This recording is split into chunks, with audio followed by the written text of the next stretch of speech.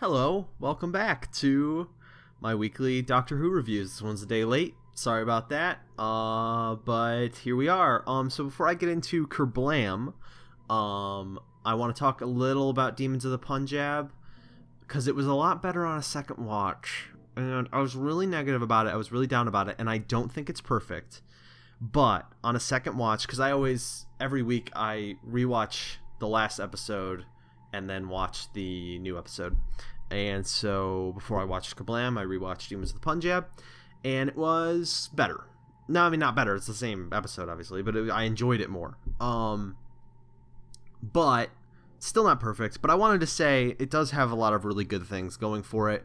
And so I just wanted to put that on the record. But let's talk about Kerblam, because I like Kerblam a lot more. In fact, this is definitely my favorite episode of the season so far, which I've said a couple times, which means that the season might be getting better on average as it goes. But anyway, this episode is fantastic. It's just excellent Doctor Who. It's a fun setting. It's a proper sci-fi story.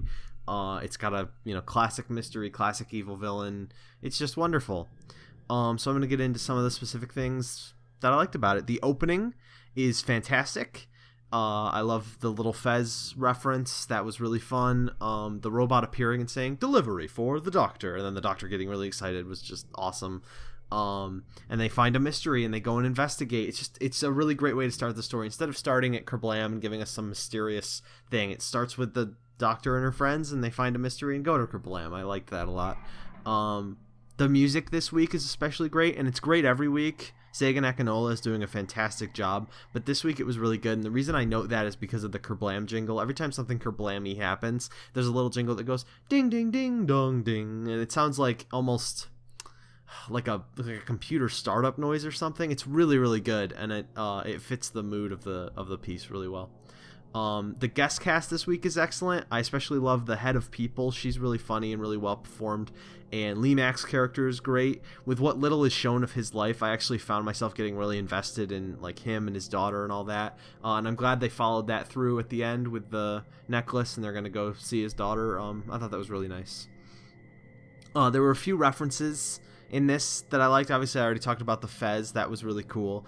There's a little cheeky reference to the Unicorn and the Wasp that I liked. And also, they reference robophobia. So the companions find the robots scary, and the Doctor says, "Hey, that's robophobic." And I know robophobia is a real thing, but I couldn't help but think of Robots of Death and the Big Finish story, Robophobia. It was just nice to hear, like, robophobic said out loud in the Doctor Who episode. It was just really cool. I don't know if that's intentional. I would imagine it is. I mean, Robots of Death is one of the most famous Doctor Who stories. It's not the most famous, but the Kaldor robots are a pretty famous, Doctor Who monster. The design of the robots is perfect. It's creepy, but they're also kind of cute, or you could see how someone might think that they look friendly, but they're really, really creepy. And they're, in my opinion, one of the best robot designs of New Who. I mean, they're up there with the Heavenly Hosts and the Handbots and the Clockwork Droids, which are some of my favorites. The design of the world is great, too, like the posters on the walls and the architecture of the warehouse. It's just all excellent and really, like, subtly, builds this world. So, yeah, the robots are great. The Kerblam, like, headquarters is great. It's awesome. I love the extended sequence of Team TARDIS getting a tour and like learning how things work and getting assigned their jobs. It's really well written and really well directed. It's like peppy and fun with this light layer of kind of creepiness and foreshadowing. And Graham getting assigned as the janitor because the Doctor switched jobs with him was hilarious. That was a really, really funny moment. And then he's like sitting there bored listening to the robots give him all the rules. That was really, really funny. The companions overall this story were like really great. They all had something to do and really fun things to do. There are really excellent scenes with Graham and Charlie where like Graham is really funny with him. He's kind of funny in this episode in general. He's really good. But the way he talks with him and his kind of like demeanor with him is really funny, and the scene where he like brings up the crush and they talk about it is really nice. Ryan and the Doctor, when they meet Kira and kind of get to know her, she's a really sympathetic character, and that's really nice.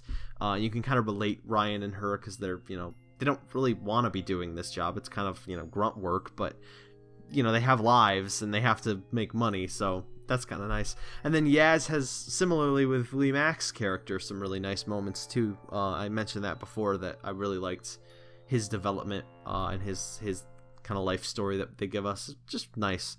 Good to see the companions getting involved with these average people and kind of like making friends. And then when it's time to take action and like get into it, they all, step up. And it's just great to see them like this. They're a proper team. They're solving mysteries. They're helping people. It's just nice. And then the Doctor is equally great this episode. She has a ton of funny lines. I love that she, at the end, gives the villain a chance, but really does let him die. I mean, she lets him die, and it was just nice to see that hint of darkness still in there, because he was very evil, and she didn't give him like too much of a chance. I mean, she could have done more, I think, and chose not to. Now I'm going to get into something I didn't like, because I don't think the episode's perfect. And I think one of the best things a really great sci-fi story can be is a commentary on the real world and on real world issues. And this episode doesn't nail it, to be honest. And it's not the main focus. I mean, mainly it's a fun sci-fi camp adventure, and it does that perfectly. But when it tries to get into social commentary, I don't think it really does well. There are really three things that it tries to comment on. So the one thing that it doesn't really comment on is Amazon and like other major online retailers and stuff. And that's kind of just the setting. It doesn't really say anything about that world. It's just kind of in that world, and that's okay. But it's just interesting that it felt like it was going to comment on that more, and it does with the other thing it comments on, which is automation versus like real people having jobs.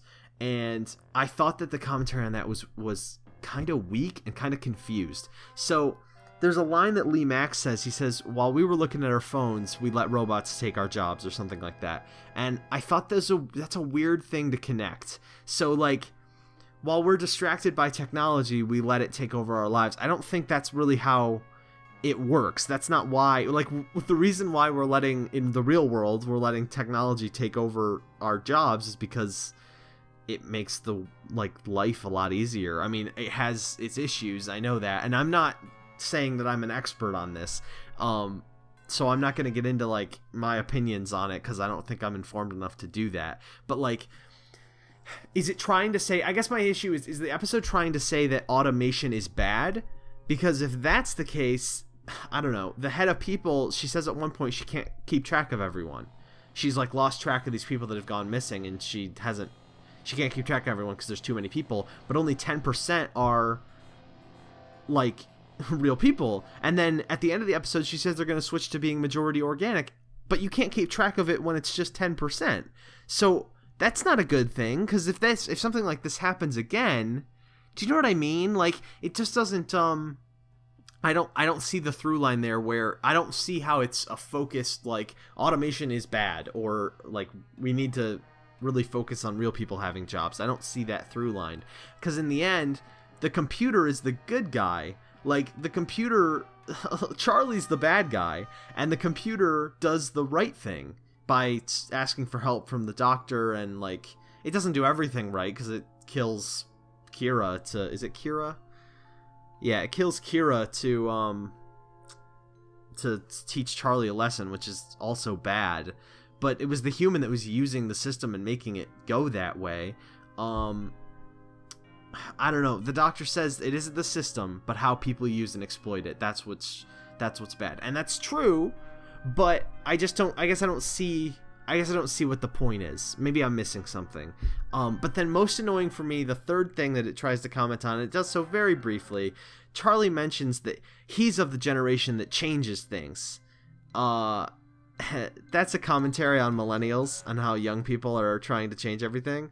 And that really grates on me. That is something that I could say I'm informed about as a millennial, as a young person. We're not trying to ruin the world. We wouldn't... It's not like every millennial would, like, want to kill a bunch of people to change how things work. And that kind of annoyed me. Don't put that in there. I don't know if that's an intentional, like, millennials are bad thing, but there's enough people saying that millennials are bad. We don't need Doctor Who to do that. I'm just glad that the doctor didn't say, oh, you young people are always trying... That would have driven me nuts. But I just don't... I don't know. I'm kind of taken back to Kill the Moon being anti-abortion, and it's like, I don't really agree with that, but whatever. Moving on. To go back to positivity, the plot is excellent. The way it sets things up and progresses the mystery of everything, like when the robot strangles Charlie and the scene in the manager's office with all his paperwork covering the disappearances, and then the way it introduces more characters and incorporates them into a plot. The reveals of the system having called the doctor for help and Charlie is the villain and all that stuff. It's just really good writing. Like it's a really well written story and it progresses really well. Some scenes just to mention, some little other things just to mention. The scenes where the doctor is trying to work with the first like robot drone and it's like constantly spouting sales pitches and it starts getting nervous because there's too much on its plate to have to fix all this. That was just really funny, really hilarious, and lots of fun. The action scene on the conveyors with Charlie, Yaz, and Ryan was kind of silly, but it was still fun. Like, it wasn't terrible. It was just a little over the top, I think. But it was nice to have some scale back into Doctor Who, because this season has been a little scaled back, so it was nice to have a big kind of action set piece. I love that the main weapon of the bad guys, explosive bubble wrap. That's like a really good Doctor Who idea, making something ordinary and something kind of fun, scary. So like, I imagine kids watching this episode and then the next time a package comes to their house, they'll be like, don't pop the bubble wrap. You know, that's just fun. That's it. That's the end of my notes. I liked this episode. It was really good. I had some issues, but they're minor in the grand scheme of things. Because again, my issues are in a way nitpicks. I mean, the episode is trying to comment on those things that I don't think it does a good job of, or I just plain don't agree with. But it's not like those are the focus. The focus of the episode is it's a fun sci-fi adventure in like space Amazon, and it does that really well, and it's lots of fun to watch. Like, it's a really fun 50 minutes, and the characters are great, and the story is great, and it looks amazing, and it sounds amazing. This is just the best episode so far, and I'm saying that even, again, disagreeing with one of its points and thinking that it mishandles the other.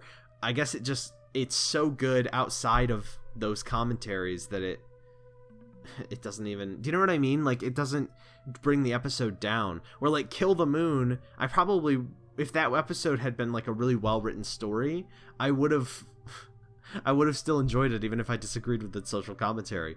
But not only do I disagree with the social commentary, it's also kind of a poorly written story, if I'm being honest, in my opinion. So I guess it's just interesting to make that comparison. But anyway, I'm sorry I got a little hung up on those things I didn't like, because overall I think this episode is fantastic. So thank you for watching. I have a Twitter, I have a podcast, and bye.